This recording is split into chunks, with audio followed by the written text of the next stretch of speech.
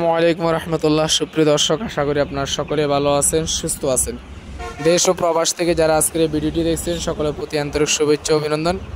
প্রিয় দর্শক, আজকে যে বিষয় নিয়ে আলোচনা করব সেটা একবার কমন একটি বিষয়।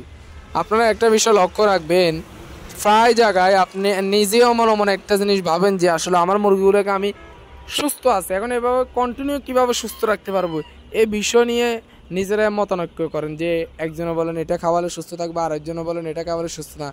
আসলে বর্তমানে বা যারা ইতিপূর্বে ফার্মিংয়ে যোগ হয়েছেন তারা অবশ্যই আমার কথার সাথে একমত হবেন যদি আমি যুক্তি সহকারে কথাগুলো বলি।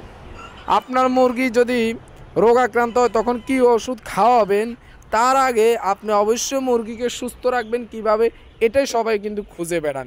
আজকের এই ভিডিওতে আমি আপনাদেরকে পুরোপুরি ক্লিয়ার করে দেব কোন কোন বিষয়গুলো লক্ষ্য রাখলে আর কোন ওষুধটা খাওয়ালে আপনার মুরগিগুলো আলহামদুলিল্লাহ সুস্থ থাকার সম্ভাবনা 90%-এর উপর, 100% আমি বলতে পারবো না, তবে আমি এরকম টেকনিক অবলম্বন করে আমার মুরগিগুলোকে সুস্থ রাখতে পারি।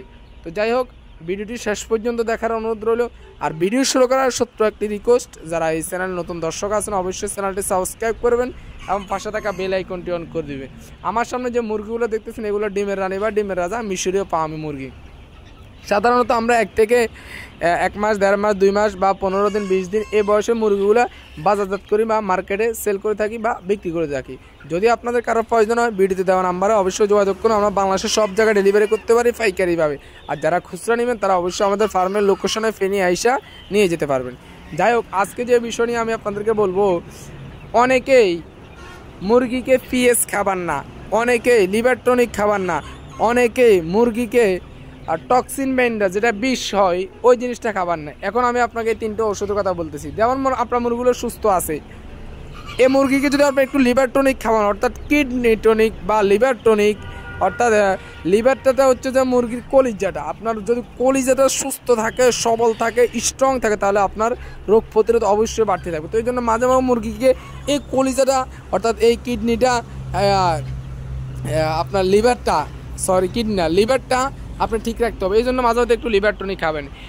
আর মাঝে মধ্যে পিএস খাবেন। এটি একটি অ্যাসিডের পানির মতো, এটা আপনার পিএসতে অ্যাসিডের পানির মতো। এখন ভাববেন যে আসলে মুরগিকে অ্যাসিড খাওয়ালে কি মুরগির সমস্যা হবে না, পরিমাণ মতো অ্যাসিড খাওয়ালে আপনার মুরগির কোনো সমস্যা হবে না। আপনি মুরগিকে পিএসটা খাওয়াবেন। দেখেন, আপনি যদি মুরগিকে পিএস খাওয়ান, টক্সিন বাইন্ডার খাওয়ান, আপনি মুরগিকে দৈনিক খাবার দিচ্ছেন, পানি দিচ্ছেন, মুরগি এই ঘর থেকে ওই ঘরে যাচ্ছে, আপনি আপনার মুরগির খামারে আসছেন যাচ্ছেন, মুরগি নিচে ঠোকরাচ্ছে, খাবার খাচ্ছে, ময়লা খাচ্ছে, নানান কাজ করছে মুরগি। তো এই মুরগিতে কি কোনো ধরনের ডায়রিয়া বা কোনো ধরনের জীবাণু বা খাবারের মাধ্যমে, পানির মাধ্যমে এগুলো কি মুরগির ভিতরে প্রবেশ করবে না? অবশ্যই করতেছে। এই জন্য মাঝে মধ্যে 10-15 দিন বা 1 মাস পর পর বা 20 দিন পর পর আপনার যদি একটু টক্সিন বাইন্ডার খাবার, অর্থাৎ বিষ যে কাটার জন্য, এবং আপনি যদি একটু পিএস খাবান, অ্যাসিড অর্থাৎ যে ভিতরে যে জীবাণুগুলো জন্মাইছে ওগুলো যদি ধ্বংস হয়ে যায় তাহলে আর রোগ সামনের দিকে আগাতে পারবে না। এই জন্য মাঝে মধ্যে মুরগি সুস্থ অবস্থায় পিএস খাওয়াবেন, একটু টক্সিন বাইন্ডার খাওয়াবেন, একটু ধরো মনে করেন যে আপনার লিভার টনিক খাওয়াবেন, কিডনি টনিক খাওয়াবেন, যাতে করে মুরগি কিডনিটা ভালো থাকে। আপনি জানেন, মানুষ হোক যে কোনো পশু পাখি হোক, আপনার যে কিডনিটা যদি ভালো থাকে, কিডনি যদি ভালো থাকে তাহলে রোগের বিরুদ্ধে এমনি লড়াই করতে পারে। এই জন্য কিডনিটার জন্য ভালো থাকে, একটু কিডনি টনিকটা দিবেন। তো যাই হোক, আজকে এই বিষয়গুলো আপনি যদি মাথায় রাখেন, আশা করি আপনার মুরগি কখনোই অসুস্থ হবে না। ভিডিওটি যদি ভালো লাগে একটি লাইক করবেন, চ্যানেলে নতুন দর্শক থাকলে অবশ্যই চ্যানেলটি সাবস্ক্রাইব করবেন। সব ভালো থাকবেন, সুস্থ থাকবেন। সকলের সুস্থতা কামনা করে এখানে বিদায় নিচ্ছি। আল্লাহ হাফেজ। আসসালামু আলাইকুম।